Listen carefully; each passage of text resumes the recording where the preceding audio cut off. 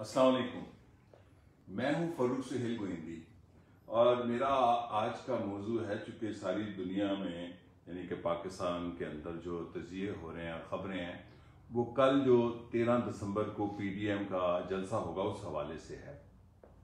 बड़े बड़े तजिए हैं। मैं इस सारे जलसे जो कि पस मंज़र में और पेश मंज़र में बात करूँगा। बड़ी स्पेकुलेशन है क्योंकि PDM ने अपने इस्तीफे भी इकट्ठे करने शुरू कर दिए हैं सियासी जमातों ने, जिसमें बुनियादी तौर पर 3 अहम जमातें हैं। पाकिस्तान पीपल्स पार्टी है, पाकिस्तान मुस्लिम लीग नून है और मौलाना फजल रहमान है। और इसमें बड़े तजिए हो रहे हैं कि हुकूमत चली जाएगी, बड़े स्पेकुलेशन है, ये होगा वो होगा, लेकिन बात यह कि क्या होगा, उसके बाद क्या होगा। तो मैं पॉपुलर बात नहीं होती जो मैं करता हूँ, क्योंकि पाकिस्तान में जो तजिया पॉपुलर होता है, आप एक पार्टी की हमायत कर रहे होते हैं, हमारे तजिया नगार, या इमरान खान की या नवाज शरीफ की या पाकिस्तान पीपल्स पार्टी की। अब तो मरूसी सियासत की हमायत में दलीलें भी लोग देने लगे हैं। लोगों का हक है, कोई पॉलिटिक्स में आए, मरियम नवाज आए या किसी मजदूर का बेटा आए, हक है, लेकिन मरूसी सियासत की एक पढ़ा लिखा तबका दलीलें देता है, तो ये भी एक नया मौजू है। लेकिन मैं आपको महदूद रखूंगा अपने मौजू को, अपने आप को। लेकिन मेरे लिए ये जलसा, मैं इसको कोई बड़ा दावा नहीं करता। ये मेरी एक किताब है जो भी छप के आई है, इसका नाम है इमरान खान के बिखरते ख्वाब। इसमें एक तजिया है इमरान हुकूमत, उम्मीदों का पहाड़ और उभरती हुई अवामी तहरीक। ये 11 अगस्त 2018 को मैंने किया था कि इमरान खान के खिलाफ अपोजिशन पार्टी का एक अलायंस होगा बहुत बड़ा, और जुलूस जलसे होंगे, धरना नहीं होगा। धरना was not a political activity. ये एक धरने का कॉन्सेप्ट CAA का कॉन्सेप्ट था, जो जॉर्जिया में हुआ, जो आर्मेनिया में हुआ, एक कैलकुलेटेड रेवोल्यूशन वहां लाए। और ये धरने और भी इसी तरह थे, इनके पीछे कोई ताकत होती है। अब ये है कि मैंने पहले भी कहा कि मेरा तजिया कोई पॉपुलर नहीं होगा, क्योंकि पाकिस्तान में इसके 2 तजिए हैं बुनियादी तौर पर। एक है जो इमरान खान की हमायत में तजिए किए जा रहे हैं और उनकी हुकूमत में, दूसरे जो PDM की, और उसके अंदर जो भी चीज़ है वो जायज़ हो गई है, क्योंकि वो हलाल हो जाता है। जो आदमी जिस तरफ हो वो तजिया भी हलाल हो जाता है। तो मैंने इसमें भी अपनी इस किताब के अंदर वो तहरीर शामिल है जिसमें ये मैंने कहा था इमरान खान साहब के वज़ीर आज़म बनने से पहले कि अगर आपने कुछ ना किया, आपने जो वादे किए हैं उसका 5% भी आप कर गए तो मैं समझता हूँ कामयाब है, लेकिन आपने किया कुछ नहीं, तो आपके खिलाफ तहरीक चलेगी, मुख्तलिफ शहरों में होगी।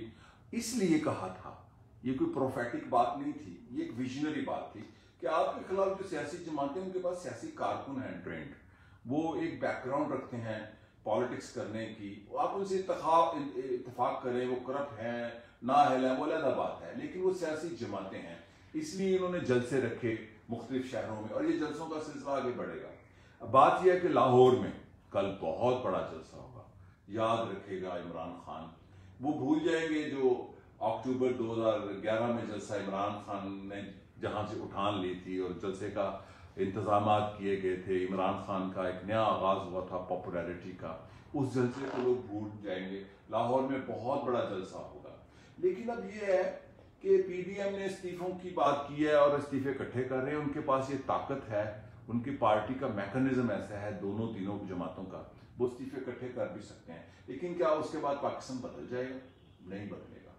क्या उसके बाद क्या होगा? हुकूमत क्या करेगी, अपोजिशन क्या करेगी? लेकिन जो तकलीफ ये बात है, क्या PDM के इस्तीफों के साथ कहीं ये दर्ज है कि तालीम 12वीं जमात तक लोगों का हक है? क्या कहीं ये दर्ज है कि लोगों की रोटी नौकरी मसाइल गंभीर हो गए हैं, इसलिए हम जद्दोजहद कर रहे हैं?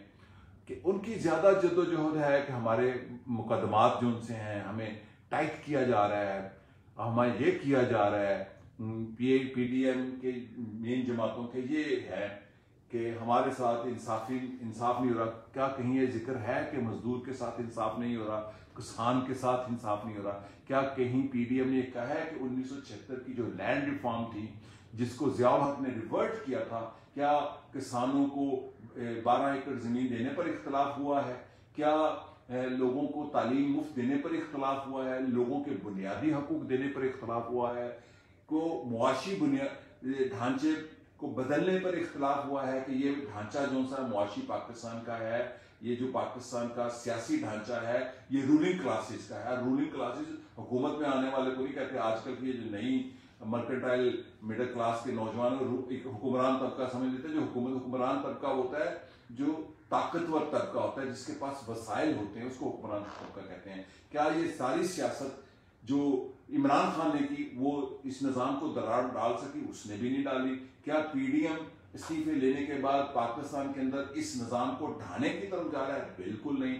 जो लोग ये कह रहे हैं कि जी वो ये हो जाएगा और वो हो जाएगा, मैं ये पूछना चाहता हूं कि क्या हमने नहीं देखा है नारो हुआ था?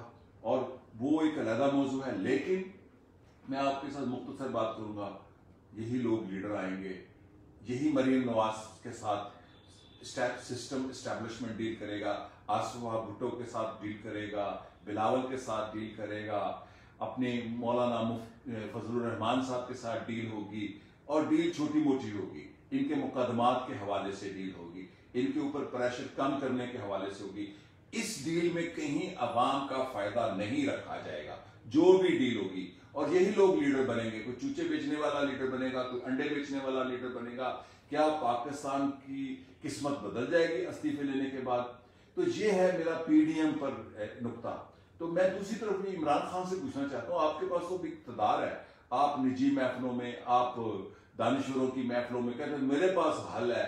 मैं आपको मुद्दत से सुनता आया हूँ, जाती महफिलों में ये मसाइल है। तो आपने क्या किया? आपके पास एक पाकिस्तान के 3 सूबों में इक़्तिदार है और पाकिस्तान की वफाकी हुकूमत आपके पास है। आपने क्या किया है? मैं उस दिन जिक्र कर रहा था, मेरे पास एक आपकी पार्टी के लीडर बैठे थे, मैं नाम नहीं बताऊंगा।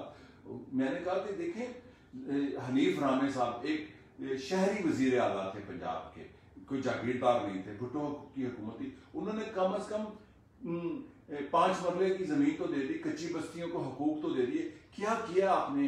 क्या आपने इनको एनकाउंटर करने के लिए शेख रशीद साहब को आपने वजीर दाखिला लगा दिया? क्या शेख रशीद वहां से कोई तुर्की की फौज ले आएंगे इनके खिलाफ लड़ने के लिए? ये क्या उनके पास कोई जादू है शेख रशीद? यही सिस्टम है, यही स्टेट क्राफ्ट है। हाँ, आप इनकी तहरीक को नाकाम कर सकते हैं इमरान खान, वजीर आजम साहब, आप इनकी तहरीक का गुब्बारे से हवा निकाल सकते हैं। अगर आप ये आके कहें कि मैं अभी ऐलान करता हूं कि किसानों को, पाकिस्तान के बेजमीन जमीनों को जमीन देने जा रहा हूं, और आप उस पर इंप्लीमेंट कर दें। आप ये कहें कि मैं 12वीं तक तालीम मुफ्त और लाजिम करने जा रहा हूं, आप गुब्बारे से हवा इन 2 इकदाम से निकाल सकते हैं। और ऐसे सैकड़ों इकदाम हैं कि आप कहें कि मैं हर डिस्ट्रिक्ट में मॉडर्नाइज करके अस्पतालों को अपग्रेड कर रहा हूं। आप ये कहें कि मैं पाकिस्तान के सारे शहरों में सफरी सहूलतें देने जा रहा हूं। आप ये कहें कि मैं पाकिस्तान में खवातीन को ये हकूक देने जा रहा हूं। ये होता है। आप वजीर दाखिला बदल दिया आपने कि वो अब हमारे तजियानगार में लगेगी। शेख रशीद साहब के पास कौन सी गिदर सिंगी है? उनके पास ऐसी कौन सी डिब्बी है जो वो निस्वार मुंह में डालेंगे और जनाब पीडीएम को डील कर लेंगे? ये सारा एक ही निजाम है, ये स्टेटस को है। लेकिन अब इसमें होगा क्या? पीडीएम का जलसा बहुत बड़ा होगा, ये भी मैं बता दूं। चूंकि मेरे लिए, मैंने जब ये कहा कि मेरी ये किताब है, इसमें मैंने इमरान खान साहब के हवाले से लिखा था, उनका हल्फ उठाने से 5 दिन पहले कि आपके खिलाफ तहरीक चलेगी। फिर पिछले साल 11 दिसंबर को मैंने कल ही देखा कि मैंने इसी तरह फेसबुक पे एक एनालिसिस किया था कि आपके खिलाफ तहरीक उठेगी। क्यों उठेगी? इसलिए कि वो जो मिडिल क्लास पाकिस्तान में, एक नई मिडिल क्लास पढ़ी लिखी जन्म ली थी, उसने आपसे उम्मीदें लगाई थी। आपके साथ लोग हैं, मैं ये नहीं कहता कि टोटल धांधली हुई है। धांधली होती है जब वोट हो, बिल्कुल वोट ना हो तो धांधली नहीं होती। क्योंकि आप पर अपोजिशन का इल्जाम है कि आप सिलेक्टेड प्राइम मिनिस्टर हैं। लेकिन मैं पाकिस्तान के अवाम के साथ हूं। मैं ना नवाज शरीफ के खिलाफ हूं, ना हमायती हूं, ना मैं बिलावल के साथ हूं, ना मैं हमायती हूं, ना मैं इमरान के साथ खिलाफ हूं, ना हमायती हूं। मैं इस निजाम का मुखालिफ और नकाद हूं। मैं पाकिस्तान के अवाम की हमायत करता हूं। और जहां पर सातिफ जो फ्रेंच इंटेलेक्चुअल थे वो कहते थे वो दानिशवरी क्या जो अवाम के साथ ना खड़ा हो। देखें, तल्ख बातें हैं, मेरे दोस्त भी नाराज होंगे कि इस सारी इस्टेब्लिशमेंट ने जो काम किया उसमें से मरियम नवाज पॉपुलर लीडर बन के उभरी। इस सारी इस्टेब्लिशमेंट ने जो काम किया, 2 मरूसी सियासतों ने अज खुद जन्म लिया। अब मरियम नवाज एक पॉपुलर लीडर है, वो लीडरशिप उनमें है कि नहीं वो एक अलग मौजू है। ऐसे ही लीडर पाकिस्तान में आ रहे हैं। जब से जुल्फिकार अली भुट्टो को फांसी दी गई, मोहतरमा बेनजीर भुट्टो आई थी, उनके अंदर काबिलियत थी, ऐसे ही लीडर हैं। और लीडरों के बारे में काबिलियत यह है कि वो जोड़ तोड़ का बादशाह, वो बड़ा ज़हीन आदमी। जोड़ तोड़ का बादशाह होना, क्या पाकिस्तान के 22 करोड़ लोगों की किस्मत बदलने की ताकत उसके पास है, जो जोड़ तोड़ करता है, जो साजिश करता है अवामी सियासत की मैं बात कर रहा हूँ। तो आपने ऐसे हालात पैदा किए, मतलब आसिफा भुट्टो जरदारी का हक है सियासत में आना, लेकिन ये कोई इतनी बड़ी प्राइड नहीं है इस सोसाइटी की। प्राइड ये थी कि इस सोसाइटी ने, जब जुल्फिकार अली भुट्टो को फांसी हुई, तो इस सोसाइटी ने एक लड़की को, एक नहती लड़की को रेजिस्टेंस का सिंबल बनाया। हबीब जालम साहब ने भी जिसके बारे में कहा, और वो नहती लड़की को पाकिस्तान के मर्द मुआशरे ने मकबूल लीडर बनाया। और मकबूल लीडर बनाने में अवाम का हक है, पीपल्स पार्टी के कारकुनों का हक है। और मैं आज आपके सामने एक बात ये भी बताता जाऊं, बेनजीर भुट्टो इस्लामी दुनिया की पहली वजीर आजम थी। जुल्फिकार अली भुट्टो ने बेनजीर भुट्टो को लीडर नहीं था बनाया, बेनजीर भुट्टो अपनी सियासत पर आई थी। 1977 में जब ज़ियाउल हक ने माशरा लगाया, तो पीर ऑफ मुखर्ज शरीफ के घर पाकिस्तान पीपल्स पार्टी की सेंट्रल एग्जीक्यूटिव कमेटी की मीटिंग हुई थी, जिसमें जुल्फिकार अली भुट्टो मरी से रिहा होकर आए थे।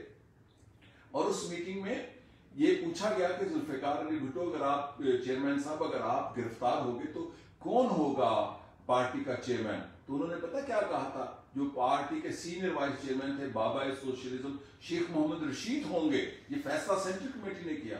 उसके बाद कहा, क्या पूछा गया कि अगर शेख रशीद गिरफ्तार होंगे, तो उन्होंने कहा जिनको फिर शेख रशीद कहेंगे, यानी कि एक कॉमनर किसान के बेटा जो था बाबा सोशलिज्म, उनको वजीर चेयरमैन जुल्फिकार अली भुट्टो ने अपनी पार्टी का चेयरमैन बनाया, अपना जानशीन। और फिर उन्होंने बेगम भुट्टो को नामजद किया था। ये लंबा वाकया है कि जब जुल्फिकार अली भुट्टो जेल में चले गए, बाबा सोशलिज्म को चेयरमैन बनना था, तो बाबा सोशलिज्म ने ये तजवीज दी थी कि बेगम नुसरत भुट्टो साहबा चेयरपर्सन बने। और फिर बेगम नुसरत भुट्टो साहबा ने 95 तक चेयरपर्सन रही थी। वो शेख रशीद ने बनाया था उनको, जुल्फिकार अली भुट्टो ने भी नहीं था उनको बनाया। तो ये जो मरूसी सियासत की दलाइल दे रहे हैं हमारे लिबरल्स, और ये लिबरल्स पाकिस्तान में तरक्की पसंद सियासत की सबसे बड़ी रुकावट है। इनका आवाम के साथ कोई जुड़त नहीं है लिबरल्स का। मैं इसलिए सारी बातें कर रहा हूं कि लोग लिबरल्स को समझते हैं कि ये एक खास चस्का ग्रुप है जो जनरल मुशर्रफ की पैदावार है, जो 9/11 के रद्द अमल में है, जो ये समझते हैं कि पाकिस्तान में बस लिबरल चंद हकूक मिल जाए तो सोसाइटी। हकूक जो है, जब तक अवाम के हकूक नहीं बदलेंगे तब तक पाकिस्तान नहीं बदलेगा। और लिबरल और तरक्की पसंदों में यही फर्क है। मैं एक तरक्की पसंद आदमी हूं, मैं एक तरक्की पसंद फिक्र रखता हूं, मैं कोई लिबरल शिबरल नहीं हूं। लिबरल तो ट्रंप भी था, लिबरल तो जॉर्ज बुश भी था, तो लिहाजा हमारे लिबरल इस किस्म की दलीलें दे रहे हैं। हाँ, मैं ये हामी हूं कि सियासी अमल का मैं हामी हूं। पीडीएम को जलसा करने का हक है, इमरान खान को जलसा करने का हक था, पीडीएम को भी हक है, वो जैसा भी जलसा करे। मैं सियासी अमल का किसी तरह भी हो उसका हामी हूं, और यही एक अवामी सियासत है। लेकिन ये समझना कि पीडीएम कोई पाकिस्तान में इंकलाब बर्पा कर देगा। मैं मौलाना फजल रहमान साहब से पूछना चाहता हूं कि मौलाना साहब, क्या आप 1973 के आईन में आप सिविलियन सुपरमेसी की बात करते हैं? क्या आप आर्टिकल 3 को क्यों नहीं आप डिस्कस करते, जिसमें पाकिस्तान में पाकिस्तान के अवाम के मुआशी हकूक रखने की शिक है, जिस पर आपके वालिद साहब मौलाना मुफ्ती महमूद मरहूम बहुत कमाल के लीडर थे, वो बहुत शानदार लीडर थे। इनके वालिद वजीर आला भी रहे हैं सूबा सरहद में, उन्होंने भी साइन किए हैं। आप आर्टिकल 3 की क्यों नहीं आप मैनिफेस्टो बनाते अपनी पीडीएम को, कि हम पाकिस्तान में किसानों को हकूक देंगे, तालीम देंगे, नौजवानों को, बेरोजगारों को नौकरियां देंगे। आपका एजेंडे में नहीं है। आपके एजेंडे में क्या होना है? पीडीएम के जलसे के बाद मुझे पता है कि प्रेशर पड़ना है, और ऐसा प्रेशर पड़ना है क्योंकि वो जो पीछे वाले हैं ना, उन्होंने थोड़ा सा छूट इनको भी दे दिया है, क्योंकि वो इमरान खान से भी मेरी इतलात के मुताबिक ज्यादा खुश नहीं है। कि पाकिस्तान में 2 किस्म की धक्का गाड़ियां होती हैं, धक्का स्टार्ट। एक धक्का स्टार्ट होती है कि जिसके अंदर इंजन होता है, तो धक्का लगाए तो चल जाता है। एक ऐसी गाड़ी पाकिस्तान में यानी लोग होते हैं कि उनको धक्का लगाए, इंजन ही नहीं है, धक्का लगाना पड़ रहा है। तो अब उन्होंने भी थोड़ा सा हाथ उधर से उठाया है, और इनको भी फ्री हैंड दिया कि चलो बच्चा तुम भी आओ मैदान में। तो होना क्या है मैं आपको भी बता देता हूँ। एस्टैब्लिशमेंट कौन सी कोई मौलतों की हामी है, वो कौन सी कोई सोवियत यूनियन का इनकलाब लाने वाले हैं। इसी मरियम से डील होगी, इसी पीपल्स पार्टी से डील होगी, इसी पीडीएम से डील होगी। डील ये नहीं होगी कि तालीम आम करने पर डील होगी, या लोग किसानों के हकूक पर डील होगी, या लोगों को लाजमी नौकरियां देने पर डील होगी। मैं अभी आपको बताता हूँ, मेरे पास बड़ी बातें हैं हकायक पर मबनी। जुल्फ़िकार अली भुट्टो की हुकूमत ने, मैं कोई पीपल्स पार्टी का हामी नहीं, मैंने भी तनकीद भी की है, लेकिन जो हकायक हैं, जुल्फ़िकार अली भुट्टो की हुकूमत में दुनिया में फ्रांस के बाद दूसरा पहला मुल्क था जहां पर ये बना था एक program, national development volunteer program. जो एमए करता था उसको उस वक्त 700 रुपए का स्टाइपेंड मिलता था, जो आज का 50,000 रुपए से ज्यादा बनता है, और फिर उसको नौकरी मिलती थी। क्या आप ऐसे हकूक की बात करने जा रहे हैं आसफ अली जरदारी साहब, बिलावल भुट्टो साहब? ये आपकी लेगेसी है।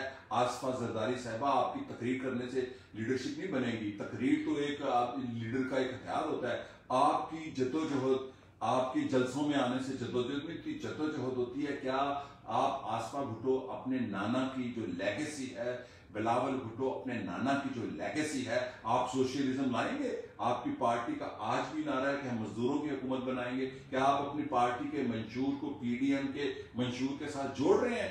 क्या आप नवाज शरीफ मिलों के मालिक बनते गए, मिलों के मालिक बनते गए? जालिम ने कहा था मिल ले लो, नहीं दिल ना दो मुझे, मिल दे दो। तो ये मियां साहब, आपकी सिविल सुपरमेसी की जो सियासत है, इस सिविल सुपरमेसी की सियासत के बतन से मरियम नवाज शरीफ का जन्म हुआ। क्या इस सिविल सुपरमेसी की सियासत में आपकी पार्टी ने कितना कार्डर बनाया, कितनी पॉलिटिकल ट्रेनिंग की, कितने मुतबादल लीडर बनाए? ये फरदौस आशिक अवान पहले मुशर्रफ के साथ थी, उसके बाद बेनजीर भुट्टो की पार्टी में चली गई, आसफ अली जरदारी के साथ चलेंगी, इमरान खान साहब के साथ चलेंगी, कल ये फिर पीपल्स पार्टी में हो सकती हैं और यही होंगे। और इसी तरह जो इमरान खान की पार्टी में और जो नून में है, जो पीपल्स पार्टी में है, पाकिस्तान के अंदर जब तक पीडीएम हो या इमरान खान की हुकूमत अपनी सियासत के एजेंडे में लोगों के हकूक की बात को शामिल करके उस पर अमल नहीं करते, पाकिस्तान नहीं बदल सकता। देखिए, सिंध में पाकिस्तान पीपल्स पार्टी की हुकूमत है।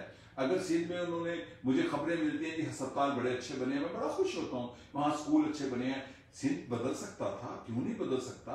ये नरेंद्र मोदी, जिसके हम इतने नकार हैं, इन्होंने गुजरात बदला था। गुजरात जब बदला था तो वो पूरे हिंदुस्तान का वजीर आजम बन गया, एक फैशिस्ट लीडर था, लेकिन उसने अपने गुजरात को बदला था। गुजरात एक तरक्की करता हुआ रियासत बन गई थी हिंदुस्तान में। तो मैं ये बात करना चाहता हूं कि इस्तीफे भी आएंगे, प्रेशर भी डलेगा इमरान खान पर, डील भी होगी, एक नई तर्ज का एनआरओ भी होगा, और हुकूमत ऐसे ही चलती रहेगी। ये भी मैं आपको बता दूं, कोई बदलने वाली बात नहीं है। ये सारे मामला तय हो जाएंगे, और उसके अंदर होगा क्या? कौम की किस्मत नहीं बदलेगी। आपको 2 नए लीडर मिल गए हैं, मुबारक हो पाकिस्तान के अवाम को। मरियम नवाज लीडर मिल गई हैं, आसफा भुट्टो जरदारी, अल्लाह इनकी लंबी उम्रें करें। लेकिन क्या पाकिस्तान के अवाम की किस्मत बदलेगी? क्या हमने इनकी इश्क में ही जिंदा रहना है कि ये पाकिस्तान के इश्क में जिंदा और मरेंगे, जिंदा रहेंगे? ये मरने की दलील भी मुझे ना दें कि फलां मर गया था, ये फंडामेंटलिस्ट भी बड़े मरे हैं, तो क्या हम उनको अपना हीरो मान लें? तो मरना कोई बात नहीं, कामयाबी लीडरशिप होती है, और सियासत में कामयाबी होती है कि आपने अवाम को कितना बदला, आपने पाकिस्तान को कितना बदला, आपने इस रियासत को कितना जदीद बनाया, आपने अपने आम आदमी के हकूक के लिए कितनी जदोजहद की। क्या आप कल देख लीजिएगा, 11 लीडर तकरीरें करते हैं, क्या वो अपनी तकरीरों में अवामी एजेंडा लाएंगे? मेरा ख्याल है वो 5% भी नहीं लाएंगे। हाँ, ये लफ्ज जरूर लाएंगे कि अवाम की और सिविल सुपरमेसी, वोट को इज्जत दो। वोट को इज्जत क्यों दो?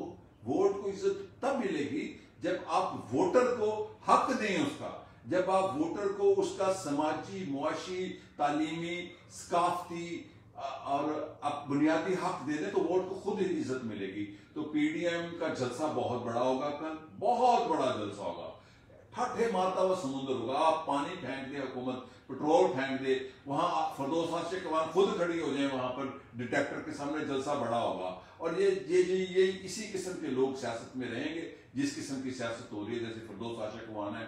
आप वजीर दाखिला खुद भी लग जाए ना इमरान खान, तो जलसा कल बड़ा होगा। आप इनको अंदर भी सारा कर देना तो जलसा बड़ा होगा। इस्तीफे भी आएंगे और डील भी होगी। डील फिर वो करेंगे जो डील करते हैं, फिर इमरान खान के साथ डील नहीं होगी। तो 2 रास्ते हैं। पहला रास्ता तो पीडीएम ऐसी अवामी सियासत का मुतालबा कर दे जो अवामी हकूक से जुड़ी हुई है, तो ये एक बहुत बड़ी तब्दीली, इंकलाब होगा। अगर वो नहीं करती तो इमरान खान कर दे कि मैं करता हूं ये बात तो दोनों नहीं करते, क्योंकि दोनों स्टेटस को का हिस्सा है, दोनों धारे, किसी में कुछ खूबी है, किसी में कुछ खूबी है। तो पाकिस्तान को बदलना है लोगों में, पाकिस्तान के अवाम से मुखातिब हूं, आप अपने हकूक की बात करें। कौन मासूम है, कौन अच्छी तकरीर करता है, कौन खूबसूरत है, किसने प्लास्टिक सर्जरी कराई है, कौन दबंग है, शेख रशीद साहब बड़े दलेर आदमी है, इनसे पाकिस्तानी, ये है वो सियासत हुक्मरान तबकात की, अशराफिया की, बुर्जुआ पॉलिटिक्स है ये सारी। ये पाकिस्तान नहीं बदलेगा। और ये जो लिबरल रूसी सियासत की दलाइल में आ गए हैं, ये लिबरल्स तो पाकिस्तान में तरक्की पसंद सियासत की सबसे बड़ी रुकावट है। लोग इनको तरक्की पसंद समझते हैं, इनका कोई एजेंडा नहीं होता लिबरल्स का। ये लिबरल्स, ये मैंने कहा ना कि ये जनरल मुशर्रफ की पॉलिटिक्स की पैदावार है, रद्द-ए-अमल है 9/11 का। तरक्की पसंद सियासत, हिंदुस्तान में क्या बगावत आज हो रही है, हिंदुस्तान का किसान जाग चुका है। कम्युनिस्ट पार्टी, पहले जवाहरलाल नेहरू यूनिवर्सिटी जो कम्युनिस्टों का गढ़ है पिछले साल, वो बनी, कश्मीर की हमायत में बोलने लगे। फिर पूरे हिंदुस्तान में तहरीक उभरी, फिर वो किसानों के जुलूस दिल्ली में धावा बोल चुके हैं। कितना फर्क है दिल्ली की सियासत में और लाहौर की सियासत में। अब वहां पर पंजाब से 10 से 15 लाख किसान गए हैं, किस लिए गए हैं, उनका कोई लीडर है, आपने सुना? इस सारे हिंदुस्तान में मोदी की डिक्टेटरशिप के खिलाफ इतनी बड़ी तहरीक है, कोई एक नाम बता दें मुझे, किसी का नहीं पता। वहां कोई किसी का बेटा, पोता, नवासा, दादा वादा नहीं आया, किसान आए हैं। अपने हकूक की ये फर्क है। और वो तरक्की पसंद है, वो सोशलिस्ट है, वो कम्युनिस्ट है, वो कश्मीर के हकूक की भी बात कर रहे हैं, वो किसानों के हकूक की भी बात कर रहे हैं। ये फर्क है पाकिस्तान की पॉलिटिक्स में। हम धंसते चले जा रहे हैं हुक्मरानों की सियासत, हुक्मरानों के बेटे बेटियां, नवासे नवासियां, पोते पोतियां, इमरान खान, ये वो किसी का बेटा, वो किसी का स्टार। हम इस सियासत में उलझे रहेंगे कि अपनी सियासत करेंगे, अवाम की सियासत। पीडीएम का जलसा भी बड़ा होगा, इस्तीफे भी इनकी जेबों में आएंगे, इमरान खान भी के वजीर दाखिला लगाकर डंडा भी चलाएंगे, लेकिन नहीं चल सकेगा डंडा। आखिर मामला तय होना है, लेन देन होना है, एक नई तर्ज का एनआरओ होना ही होना है, ये मुझे अंदाजा है। और उस एनआरओ का आवाम को कोई फायदा नहीं होना। इसी के साथ इजाजत चाहता हूँ। शुक्रिया, खुदा हाफिज।